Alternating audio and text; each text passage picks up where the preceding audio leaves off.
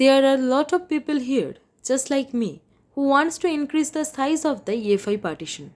The problem is that the EFI partition is often created with only a small amount of space during Windows installation. Later, when you need to update the bootloader, install another operating system, or simply avoid EFI partition is full errors. That space may no longer be enough. That's why so many users look for a safe way to expand the EFI partition without breaking their system.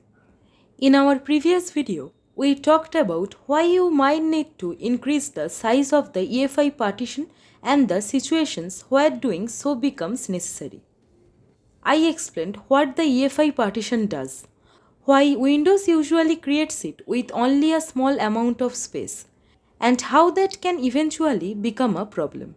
For example, if you are setting up a dual boot system, updating your bootloader, installing additional boot files, or applying secure boot DB update certificates, the existing EFI partition may not have enough free space. In those situations, you can run into errors or find that the update simply won't complete until the EFI partition is enlarged. If you haven't watched that previous video and want to understand the reasons in detail, I recommend checking it out first.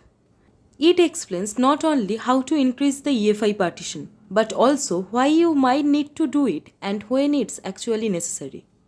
Now, let's move on to the practical part. In this video, I will show you a simple, safe and beginner-friendly method to increase the size of the EFI partition using a best software tool. We will go through every step together, explain what each step does, and point out the things you should be careful about so you can complete the process with confidence. The first thing you need to do is download EaseUS Partition Master. You can easily find it by opening the Microsoft Store on your Windows PC and searching for EaseUS Partition Master. Download and install it, just like any other application. Before we continue, there's one important thing you should know. The feature for resizing or moving partition is generally part of the paid version of the software.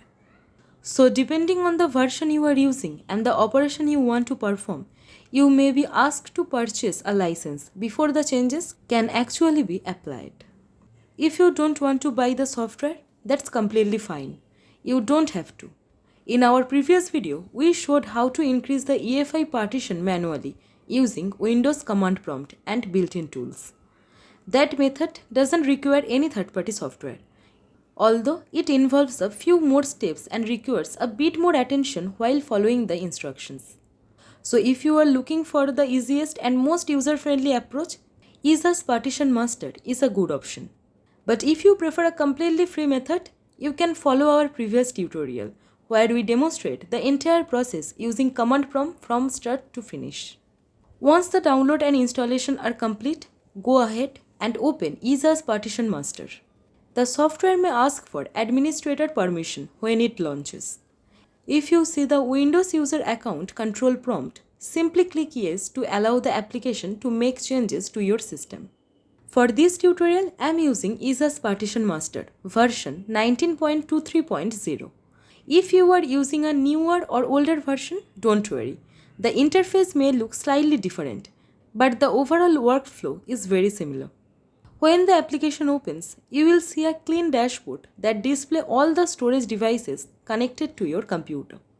This includes your internal SSD or hard drive, external drives, USB flash drive, and any additional disks installed in your system. In the main section of the window, you will find a graphical representation of each disk.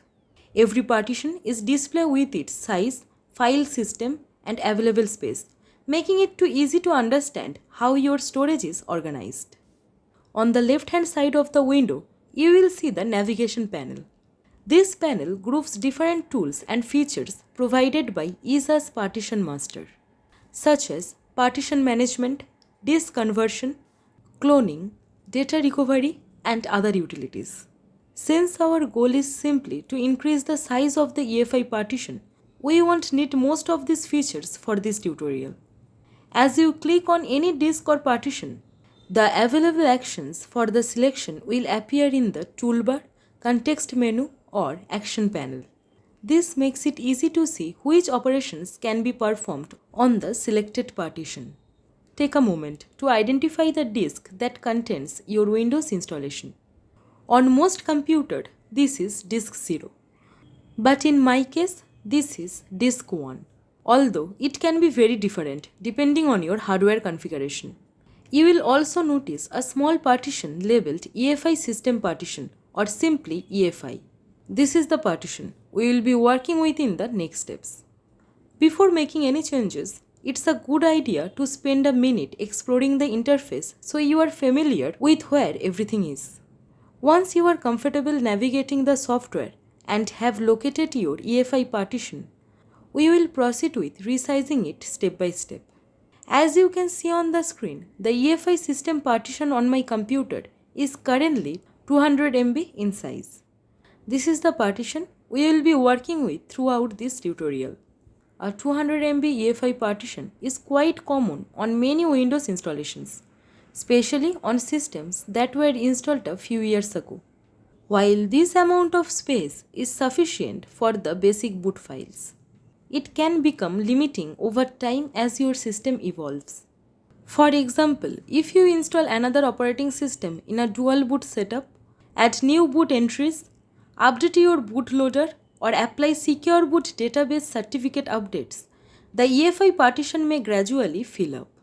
Once the available space becomes too low, certain updates or boot-related operations can fail because there is simply not enough free space to store the required files. That's why many users choose to increase the size of the EFI partition before they run into these problems. Allocating little extra space now can help avoid errors in the future and give your system more room for boot-related files. In my case, the EFI partition is only 200 MB, so I will increase its size in the next few steps. The exact size of your EFI partition may be different. It could be 100 MB, 260 MB, 300 MB, or even larger, depending on when Windows was installed, which version of Windows you are using, and how your disk was originally partitioned. The process is exactly the same, regardless of the starting size.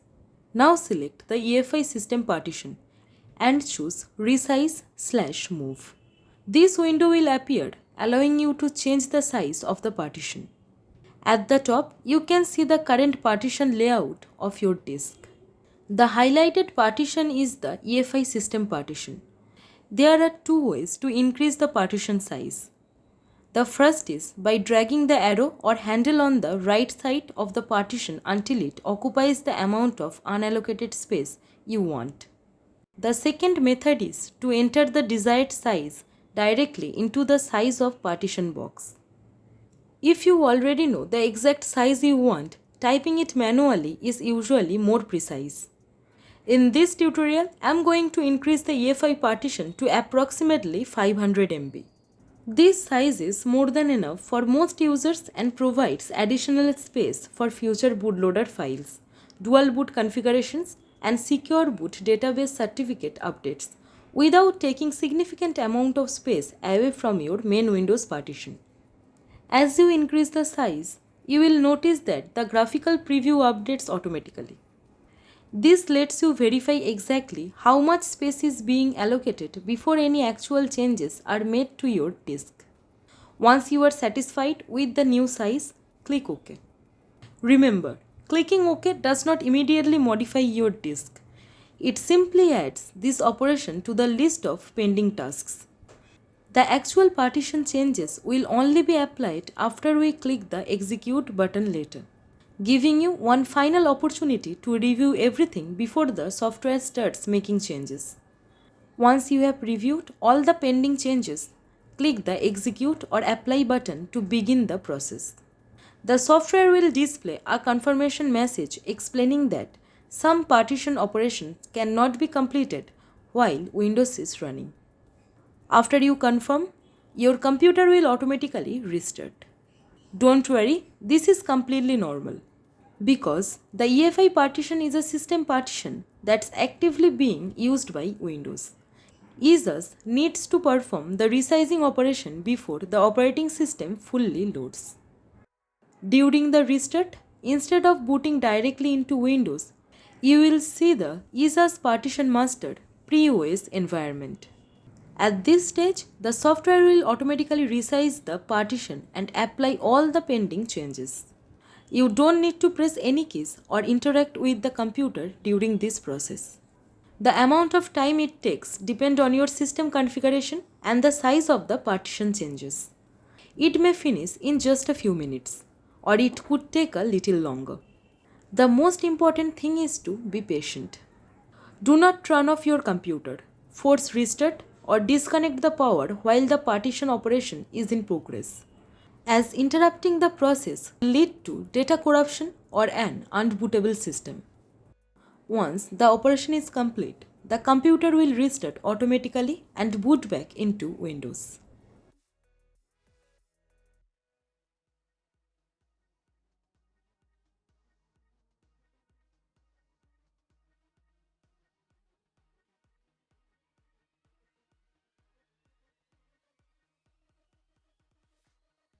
After logging in, you can reopen EaseUS Partition Master or use Windows Disk Management to verify that the EFI partition has been successfully increased to the new size.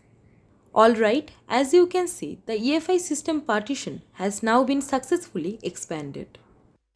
Let's verify that everything is still working correctly. One of the easiest way to do this is by checking the secure boot status. To do that, press Windows plus R to open the Run dialog box. Type msinfo32 and then press Enter. This will open the System Information window. In the System Summary section, look for the entry labeled Secure Boot State. If everything went as expected, it should display on. This confirms that Secure Boot is still enabled and that your system is booting normally after the EFI partition resize. If you are increasing the EFI partition specifically to prepare for Secure Boot DB or DBX certificate updates, having the additional space available helps ensure those updates can be applied successfully without running into storage related issues. With that verification complete, we have successfully increased the EFI partition size while keeping the system fully bootable and secure boot enabled. And that's it. We have successfully increased the size of the EFI system partition using EaseUS Partition Master. And we have also verified that that system is booting correctly with secure boot still enabled. So I hope this video was useful. If you have any questions or any advanced guide, then please let us know. Please like, comment, share. We need your support. And guys, please don't forget to subscribe our channel. Thank you. Thanks for watching. Have a nice day.